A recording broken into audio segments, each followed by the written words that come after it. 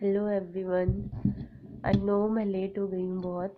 आप लोगों का एग्ज़ाम बहुत नज़दीक आ गया है। मैंने कहा था कि मैं सब प्रोसीजर सब बताऊँगी आप लोगों को, बट मैं खुद भी इतना बिज़ी हो गई हॉस्टल प्रोसीजर और बाकी सब फॉर्मेलिटीज़ में बीएचयू में आने के बाद, और फिर तबीयत भी सही नहीं रही, तो इसलिए मैं लेट हो गई। Sorry for this. बट कुछ आप लोगों के डाउट हैं, आई थिंक ये कॉमन डाउट होंगे, और श्रद्धा मैम ने ये डाउट मुझे भेजे हैं। तो चलिए अब स्टार्ट करते हैं बिना टाइम वेस्ट किए। तो सबसे पहला क्वेश्चन है कि सबसे फर्स्टली जो है कि इंटरव्यू प्रोसीजर कैसा होगा। इंटरव्यू प्रोसीजर, सॉरी इससे पहले exam, entrance exam. Entrance exam में मैंने आप लोगों को पहले भी बताया था कि 40 क्वेश्चंस जो होंगे वो रिसर्च के होंगे, और 60 क्वेश्चन जो होंगे वो हमारे सब्जेक्ट से रिलेटेड होंगे टोटली। और जो सिलेबस होगा वो नेट का ही सिलेबस है, उसमें कुछ अलग से नहीं है। और उसमें मीन्स 40 + 60, इसमें एक ही पेपर होगा, 100 क्वेश्चंस होंगे और 3 मार्क्स ईच क्वेश्चन। तो 300 मार्क्स का हमारा टोटल एग्ज़ाम होगा, और इसमें नेगेटिव मार्किंग भी है। ये कुछ पॉइंट्स हैं जो हमें ध्यान रखने होंगे। और उसके बाद जब एग्ज़ाम होता है, एग्ज़ाम के कुछ टाइम बाद ही जल्दी ही इसका रिज़ल्ट आ जाएगा, क्योंकि लास्ट टाइम तो बीच में वो कोविड आ गया था, इसकी वजह से, लॉकडाउन की वजह से डिले हो गया था।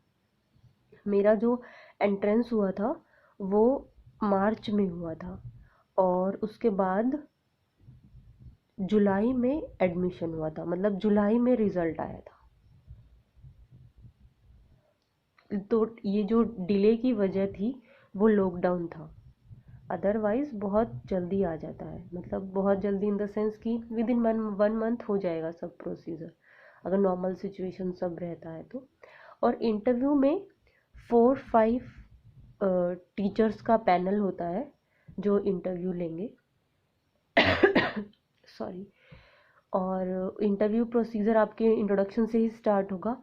इंट्रोडक्शन के बाद वो आपसे आपका इंटरेस्ट एरिया पूछेंगे, और उससे रिलेटेड ही वो सारे क्वेश्चंस पूछेंगे जो आपने रिसर्च प्रपोजल सेंड किया है। हाँ, लेकिन अगर आपने रिसर्च प्रपोजल किसी और टॉपिक पे सेंड किया है और आपने अपना रिसर्च इंटरेस्ट एरिया कुछ और बोला है, तो वो दोनों को मिक्स करके भी क्वेश्चन पूछ सकते हैं। एज सच कोई स्पेसिफिक नहीं होगा, क्योंकि ऐसा मेरे बैचमेट्स ने बताया कि एक ने अपना रिसर्च एरिया कुछ और बोला था और प्रपोजल किसी और टॉपिक पे दिया था, तो दोनों टॉपिक से रिलेटेड मिक्स करके उनसे क्वेश्चन पूछे गए थे।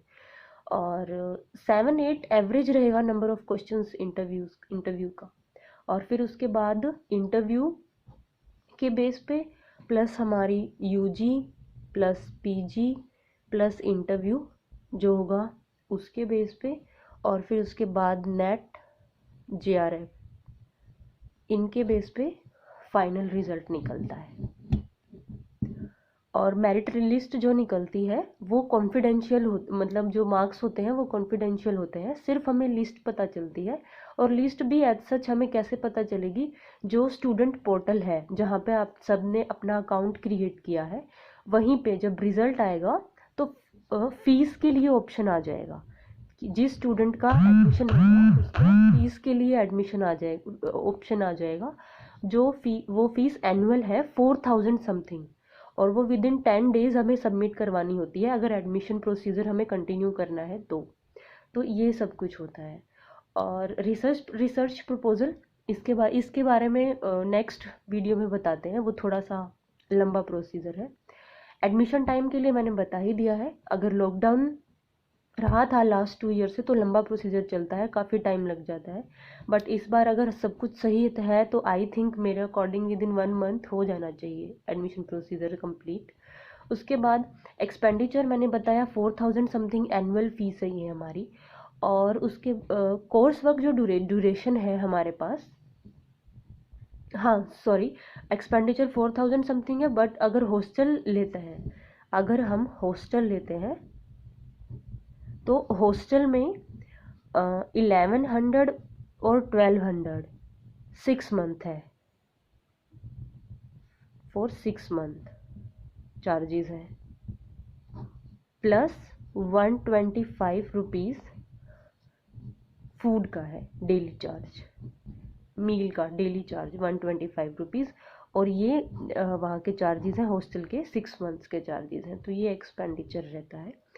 और उसके बाद कोर्स वर्क ड्यूरेशन जो है वो 2 कोर्स वो होते हैं, सेमेस्टर तक चलेगा, मतलब 6 मंथ के 2 सेमेस्टर होंगे। बट बिकॉज ऑफ लॉकडाउन हमारा बहुत अभी लंबा प्रोसीजर चल रहा है, अभी तक फर्स्ट सेम ही ख़त्म नहीं हुआ है। और उसके बाद जो फेलोशिप है JRF SRF, ये तो सबको मालूम ही है कि ये हमारी फेलोशिप होती है। उसके बाद एक वो वाली भी होती है OBC वाली, जो अभी लिस्ट निकली थी, एक वो वाली भी होती है।